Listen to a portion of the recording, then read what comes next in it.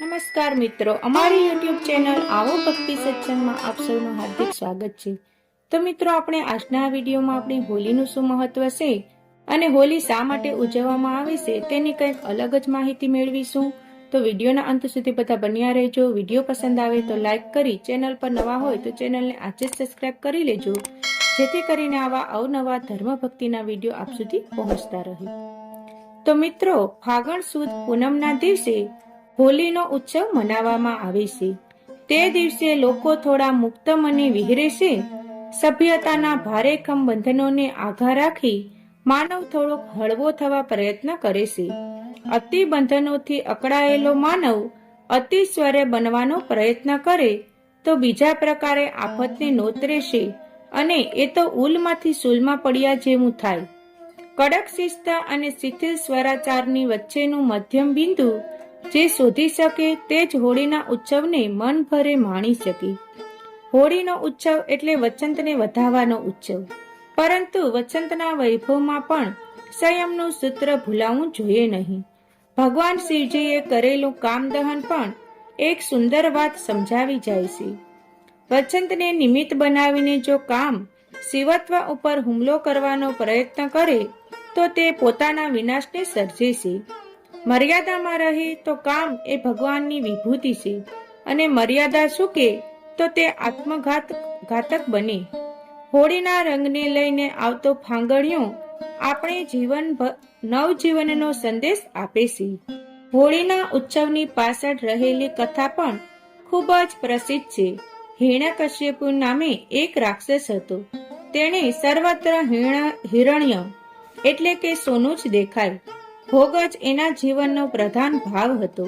રાક્ષસ એટલે ખાઓ પીઓ અને મજા કરો એવી મનોવૃત્તિનો માનવ। ભોગ સિવાય જે હાલે નહીં અને સ્વાર્થ સિવાય ડગલું ભરે નહીં। તેના રાજ્યમાં પણ તેને સૌને રોટલો અને ઓટલો મળે તેટલું જ જોવાનો પ્રયત્ન કર્યો। લોકોના ભાવ જીવન તરફ તેણે સદંતર દુર્લક્ષ સેવ્યું। પોતાની જાતને જ ઈશ્વર સમજનાર તે બીજા ભગવાનનો ક્યાંથી સ્વીકાર કરે? પણ કાદવમાં કમળની માફક તેને ત્યાં પ્રહલાદ જેવો ભક્ત પુત્ર જન્મ્યો। પ્રહલાદ જ્યારે ગર્ભમાં હતો ત્યારે તેની માતા નારદજીના આશ્રમમાં રહી હતી, જ્યાંના સંસ્કારોની અસર પ્રહલાદ પર પડી હતી। ભારતીય સંસ્કૃતિની એ જ વિશેષતા છે કે રાક્ષસને ત્યાં પણ ભક્ત પુત્ર જન્મે। પ્રહલાદનું અંતઃકરણ ભગવત ભક્તિથી ભરેલું હતું। તેના પિતાએ તેને બદલવાના અનેક પ્રયત્નો કર્યા, પણ નિષ્ઠાવાન બાળકને બદલવામાં તે સમર્થ બન્યો નહીં। ત્યારબાદ તેણે તેને મારવાના પ્રયત્ન શરૂ કર્યા। પ્રહલાદનો ઈશ્વરવાદ જો સર્વત્ર ફેલાઈ જાય તો ભોગવાદ પર ઊભા રહેલા તેના રાજ્યના મૂળિયા હચમચી જાય। આસુરી વૃત્તિનો બાપ દીકરાને આવી વાતો કેમ સાખી લે? પ્રહલાદને મારવાના અનેક પ્રયત્નોમાંનો એક એટલે તેના જીવતો જ અગ્નિમાં બાળી મૂકવો। પ્રહલાદ અગ્નિમાંથી ઉઠીને ભાગી ન જાય માટે તેને તેની ફોઈના ખોળામાં બેસાડ્યો। હિરણ્યકશ્યપુની બેન હોલિકાને વરદાન હતું કે જો તે સદવૃત્તિના માનવને કનડશે નહીં તો અગ્નિ તેને બાળશે નહીં। પોતાના ભાઈના આગ્રહને વશ થઈને હોલિકાએ પ્રહલાદને ખોળામાં લઈને અગ્નિમાં બેસવાનું કબૂલ્યું। પરિણામે જે આવવું જોઈએ તે જ આવ્યું। હોલિકા બળીને ભસ્મ થઈ ગઈ જ્યારે સદવૃત્તિનો ઈશ્વરનિષ્ઠ પ્રહલાદ હસતો રમતો બહાર આવ્યો। પ્રહલાદ નાનો હતો, જગતમાં પણ સદવૃત્તિના લોકો અલ્પ સંખ્યામાં જ હોય છે, પરંતુ જો તેઓ સનિષ્ઠ હોય, પ્રભુનિષ્ઠ હોય, તેમજ તપસ્વી અને ક્રિયાશીલ હોય તો વ્યાપક એવી અસદવૃત્તિ પણ તેમને ગ્રસી શકતી નથી। આવો અનુપમ સંદેશ હોળીનો ઉત્સવ આપણને આપે છે। હવે પ્રશ્ન એ થાય છે કે જે હોલિકાએ પ્રહલાદ જેવા પ્રભુ ભક્તને બાળવાનો પ્રયત્ન કર્યો તે હોલિકાનું હજારો વર્ષથી આપણે પૂજન શા માટે કરીએ છીએ? હોલિકાના થતા જ રહેલા પૂજનની પાછળ એક બીજી વાતનું સ્મરણ રહેલું છે। જે દિવસે હોલિકા પ્રહલાદને અગ્નિમાં લઈને બેસવાની હતી તે દિવસે નગરના બધા લોકોએ ઘર ઘરમાં અગ્નિ પ્રગટાવીને પ્રહલાદને ન બાળવા અગ્નિદેવને પ્રાર્થના કરી હતી. લોક હૃદયને પ્રહલાદે કેવું જીતી લીધું હતું તેનો આ ઘટનામાં પ્રતિબિંબ પડે છે. અગ્નિએ લોકોની અંતઃકરણની પ્રાર્થના સ્વીકારી અને લોકોએ ઈચ્છ્યું હતું તેવું જ થયું.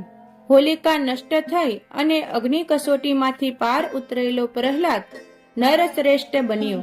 પ્રહલાદને બસાવવાની પ્રાર્થના રૂપે ચાલુ થયેલા ઘર ઘરની અગ્નિ પૂજાએ કાળક્રમે સામુદાયિક પૂજા રૂપે રૂપ લઈ લીધું અને તેમાંથી જ ધીરે ધીરે ચારે ચોટે ચાલતી રહેલી હોલિકા પૂજા શરૂ થઈ. એ રીતે હોલિકા પૂજન એ અસદ વૃત્તિના નાશ માટે તેમજ સરદ વૃત્તિના રક્ષણ માટે લોકોના હૃદયમાં રહેલી શુભ ભાવનાનું પ્રતીક છે અને તેથી જ લોકો હર્ષપૂર્વક હોલિકાનું સ્વાગત કરે છે. હોલિકા માક્તામ દ્રષ્ટવા હૃદયમ હર્ષનિતે માનવાહ પાપ મુક્તાસ્તતુ સજ્જતા ક્ષુદ્રતા વિલયંગતા. હોલિકા દહનથી ખુશ થયેલા લોકોએ ઉત્સવ મનાવ્યો. આનંદના વાતાવરણથી રંગીન બનેલા લોકો એકબીજા પર રંગ ગુલાલ વગેરે ઉડાડવા લાગ્યા. કોઈકે વળી ધૂળ ઉડાડવાની શરૂ કર્યું અને તેમાંથી ધૂળેટી સર્જાય છે. આસમાની રંગો અને ધરતીના ધૂળમાં આ ઉત્સવમાં મિલન સર્જાયું. નાના મોટાના ભેદ ભૂલી મહેલ અને ઝૂંપડીના લોકો એકત્ર આવી ઉલ્લાસથી નાચવા લાગ્યા. આમાં પ્રહલાદ જેવા મહાપુરુષનું કર્તૃત્વ દેખાય છે. વિદગ્ધગણ અને સામાન્ય જનતાને સાથે કામ લગાડવા એ કંઈક નાની સૂની વાત નથી. પ્રહલાદે નાના મોટા સૌને પ્રાણવાન બનાવ્યા છે. હિરણ્યકશ્યપુને મારવા થાંભલામાંથી નરસિંહ પ્રગટ્યો. તે આ જ થાંભલા જેવા જડ ચેતના શૂન્ય અને નિષ્ક્રિય બની ગયેલા લોકોમાં પ્રહલાદે પ્રાણ પૂર્યા. નરમાં સિંહ પ્રગટાવ્યો. નરમાનો પ્રેમ અને સિંહમાં રહેલા અવિવેક અને સાહસ એકત્ર મળ્યા અને હિરણ્યકશ્યપુ હણાયો. લોક હૃદયમાં રહેલા પ્રહલાદ માટેના પ્રેમે લોકોને અવિવેકી બનાવ્યા અને તેમનામાં નિર્માણ થયેલી સાહસ વૃત્તિને તેમણે હિરણ્યકશ્યપુને મારવા પ્રેર્યો. હિરણ્યકશ્યપુએ નર કે પશુ, ઘરમાં કે બહાર, રાત્રે કે દિવસ કોઈ મારી ન શકે એવું જે વરદાન હતું તે તેની અતિશય કડક જાત રક્ષણની વ્યવસ્થાનું ઘાતક હતું. અસત વૃત્તિને અંદરથી ડરેલી જ હોય છે. તે પોતાના રક્ષણની હંમેશા આવી કડક વ્યવસ્થા જ રાખે છે. પરંતુ જનમાનસમાં જાગૃતિ નિર્માણ થયા પછી એ વિરાટ નરસિંહ પાસે અસત વૃત્તિએ નમવું જ પડે છે. લોક જાગૃતિ અને લોક સંગઠન પાસે દુષ્ટ વૃત્તિનો પરાભવ થાય છે. એ વાત હોળી આપણને સમજાવે છે. જાગૃત અને ક્રિયાશીલ બનેલા લોકોએ એકબીજાનો દોષો જોવાનું છોડીને ગુણ દર્શનની પદ્ધતિ અપનાવવી જોઈએ. આવી ગુણગ્રાહક દ્રષ્ટિએ જ કોઈ પણ સંગઠન મજબૂત બનાવે છે.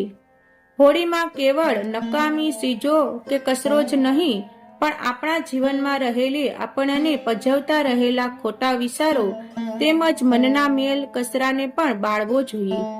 સંઘનિષ્ઠા શિથિલ બનાવનાર ખોટા તર્ક કુતર્કોને હોળીમાં દહન કરવું જોઈએ.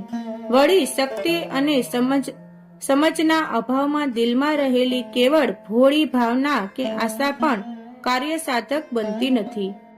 તેથી જડવાદન અને ભોગવાદની સામે લડનારો પ્રભુનિષ્ઠ સૈનિક ભાવયુક્ત બુદ્ધિ તેમજ બુદ્ધિનિષ્ઠ ભાવનાથી સુજ્જન હોવો જોઈએ.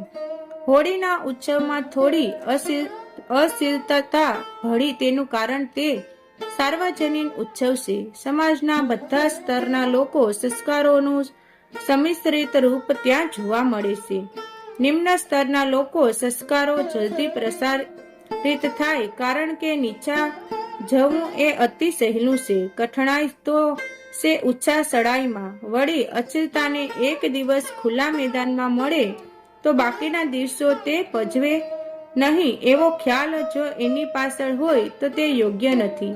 કારણ કે અગ્નિમાં ઘી હોમવાથી અગ્નિ શાંત ન બનતા વધુ પ્રજ્વલિત થાય છે. એ વાત સર્વવિદિત છે. વિકારને ખુલ્લે ખુલ્લા એટલે કે ફેસ ટુ ફેસ જોવાના વિકાર શરમાઈને શાંત પડી જાય છે.